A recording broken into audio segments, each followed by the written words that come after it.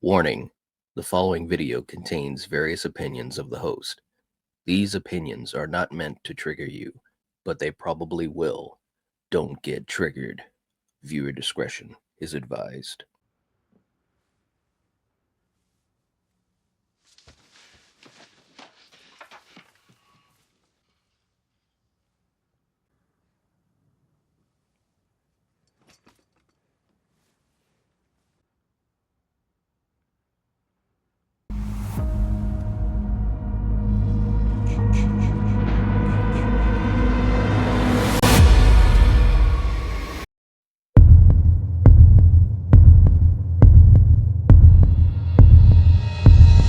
Horror has long been a genre of extremes, forcing audiences to confront their deepest fears, taboos, and desires. Among its most enduring themes is human sexuality, an aspect of life that horror often distorts, exaggerates, or punishes to create discomfort and provoke thought. They may be seeing or feeling what we saw. Their minds may be influenced by those creatures. Well, how about the hard-on I got? Is there a statistical correlation for that too? Unlike straightforward explorations of romance or eroticism in other genres, horror approaches sexuality with a sense of unease, framing it as both a source of power and vulnerability. Breathe in. Out. Breathe in. Out. Through unsettling metaphors, grotesque transformations, and brutal consequences, horror films tap into society's anxieties about sex, using it as a tool for both terror and commentary. I know how to take care of men like you. You just need some time. One of the most recognizable ways horror engages with sexuality is by linking it to mortality. The quote-unquote sex equals death trope, popularized by slasher films like those in the Friday the 13th franchise, portrays sexually active characters as doomed, reinforcing a puritanical idea that indulgence in desire leads to punishment. However, this is more than a simple morality lesson. It reflects an underlying fear of vulnerability. Sexuality, particularly among young characters, represents a loss of control, and horror often exploits this moment of exposure to introduce fatal consequences. Yet, not all films use sexuality purely as a means of victimization. Some horror stories frame sex as a catalyst for transformation, blurring the line between pleasure and monstrosity. David Cronenberg's The Fly takes this concept to an extreme, where a sexual relationship coincides with the protagonist's grotesque mutation. As Seth Brundle deteriorates into something non-human, his intimacy with Veronica not only highlights his physical changes, but also underscores the fear of disease, decay, and the uncontrollable aspects of biology. You're going to like it.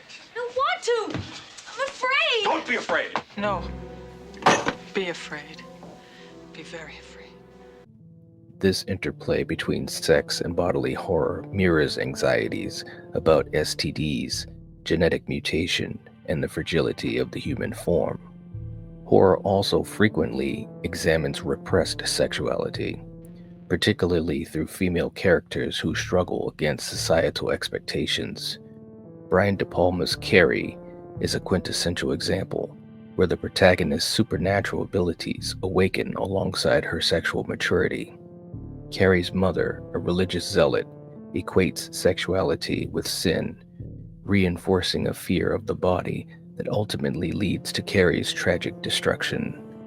The film critiques a culture that suppresses female desire, showing how repression can manifest as violent outbursts, both literally and metaphorically. Similarly, Ginger Snaps reimagines puberty as a monstrous transformation. The film follows two teenage sisters, one of whom, Ginger, undergoes a werewolf transformation after her first period. Her newfound aggression and hunger parallel traditional anxieties about female sexuality, painting her as both seductive and dangerous. The film highlights how society often views sexually liberated women as threatening, using the werewolf as an exaggerated metaphor for these fears. Not all horror films frame sexuality as a curse or cause for destruction. Some lean into the sensual and hypnotic aspects of desire, making horror a gateway to something darkly alluring. Films like The Hunger and Bram Stoker's Dracula blurred the lines between love, obsession, and immortality, presenting sexuality as a force that transcends human limitations.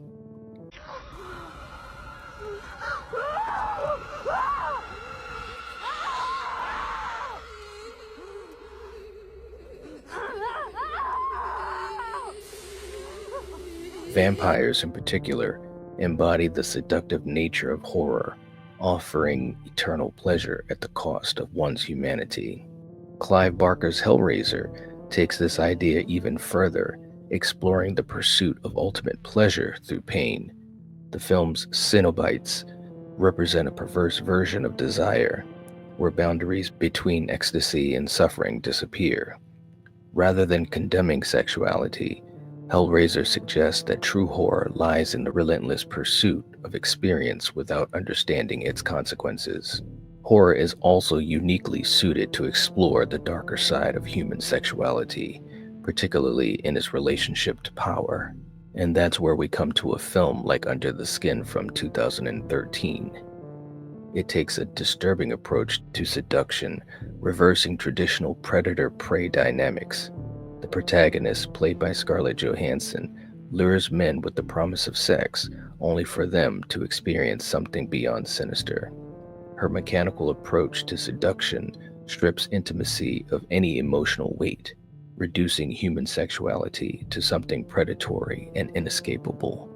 The film forces viewers to consider the transactional nature of attraction and the ways in which desire can be manipulated.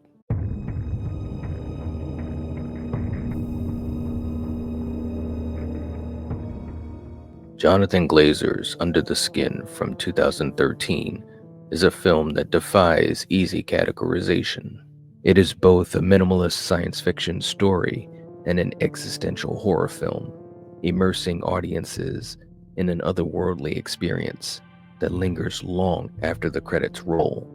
Starring Scarlett Johansson in one of her most haunting roles, the film explores human sexuality and the search for meaning through the perspective of an alien entity who arrives on Earth with a specific purpose, only to gradually become lost in the complexities of human existence.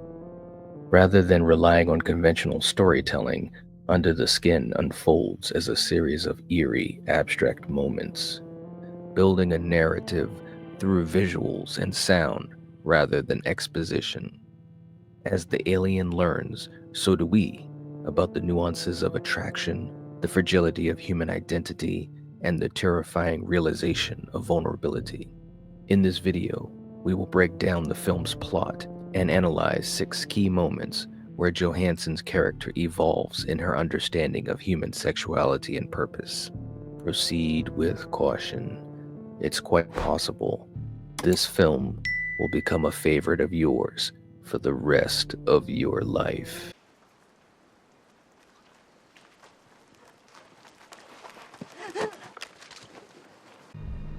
I have a place about 30 minutes away. Will you come with me there?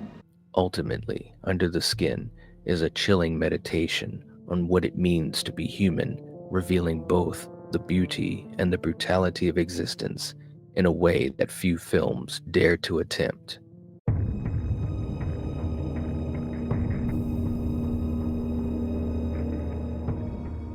At the start of Under the Skin, we are presented with an eerie, almost hypnotic sequence that suggests birth. Mechanical, abstract visuals depict the creation of an eye, signifying the alien's arrival into the human world. This introduction immediately sets the tone for a film that is more concerned with sensation and perception than traditional narrative. Johansson's character, an unnamed extraterrestrial, assumes the form of an attractive human woman, She roams the streets of Scotland in a van, preying on lonely men. Her process is methodical. She seduces them with minimal conversation, leading them into a surreal black void where they sink helplessly into an abyss. In these early moments, her interactions with humans are purely transactional. There is no emotional engagement, no hesitation. She is a predator, and sexuality is simply the bait she uses to hunt. With a nice smile on himself. Cheers. Good.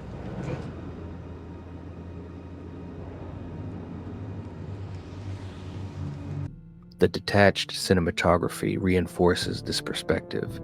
Glazer often films from a distance, using hidden cameras to capture real-life pedestrians, further alienating us from the world the protagonist inhabits. This cold, clinical approach mirrors her own lack of emotional depth. At this point in the film, sexuality is a mechanical function, not a source of pleasure, intimacy, or identity.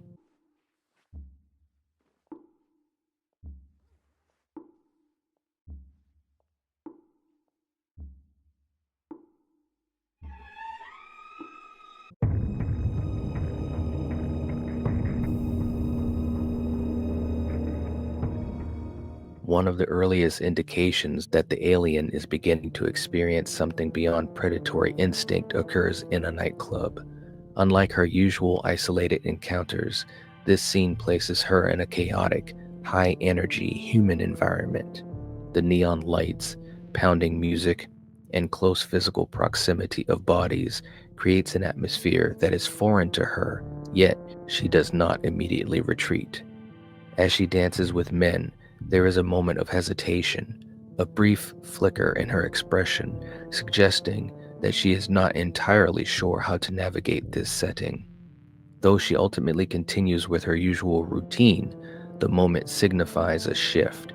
This is her first exposure to sexuality as a communal, even playful act rather than a means to an end. The scene subtly plants the seed that human sexuality is not as straightforward as she originally perceived.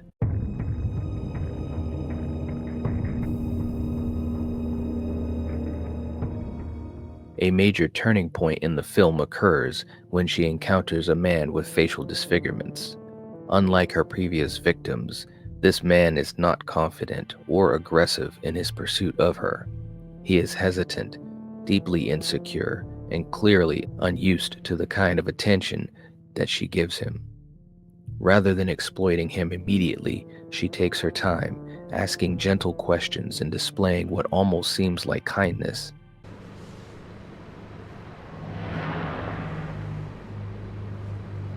Do you want to touch my neck?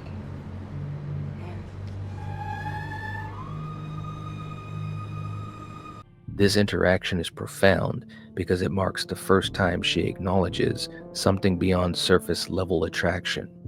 Up until now, her encounters with men have been purely physical, based on appearance and sexual desire. But this man does not fit the conventional mold of desirability, and yet she still engages with him. This moment challenges the rigid perspective she initially held. Perhaps sexuality is not just about physical form, but about something deeper. However, despite this brief display of empathy, she ultimately leads him to the same fate as the others.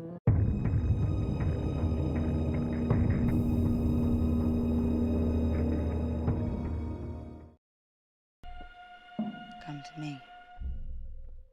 The black void swallows him up, just like her previous victims.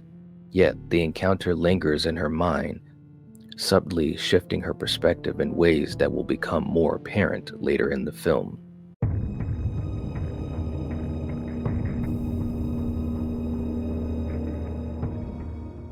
Following this interaction, Johansson's character experiences what may be her most significant moment of self-awareness.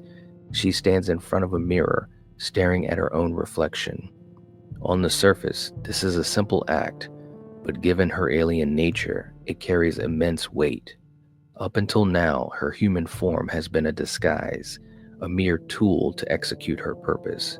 But in this moment, she sees herself in a way she never has before. The way she examines her own face suggests an awakening. She is no longer just an observer of humanity, but is beginning to internalize aspects of it.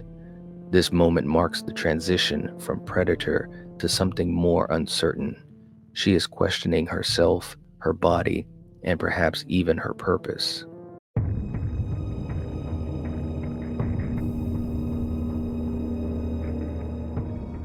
As her journey continues, she takes a step further into exploring human connection.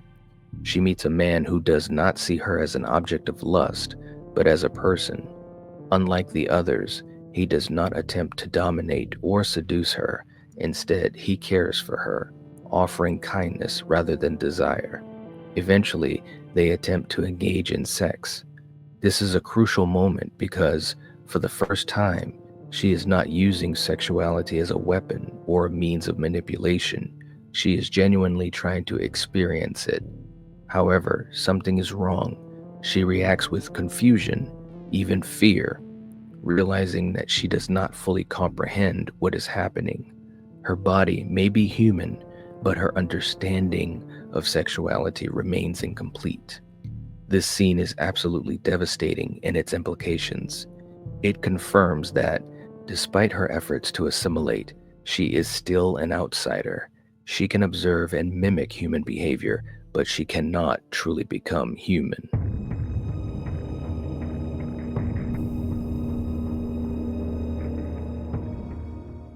The climax of the film delivers a chilling reversal.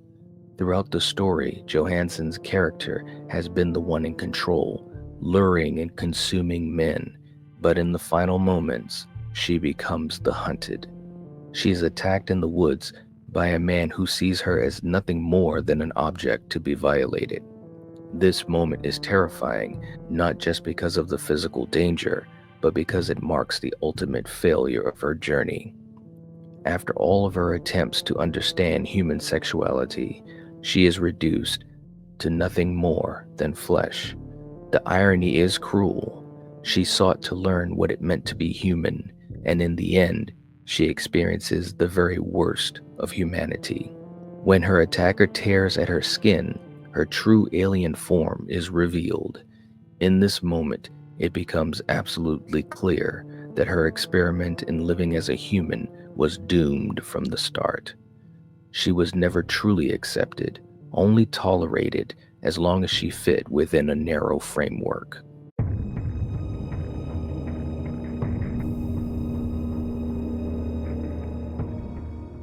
Under the Skin is a profoundly unsettling exploration of human sexuality and purpose, told through the eyes of an entity that cannot fully comprehend either. Through the alien's journey, the film forces us to confront uncomfortable questions. Is sexuality purely biological, or is it shaped by culture and experience? Can one truly understand what it means to be human without shared history and emotions? Johansson's character begins as a predator and ends as prey, illustrating the cyclical nature of power and vulnerability in human relationships.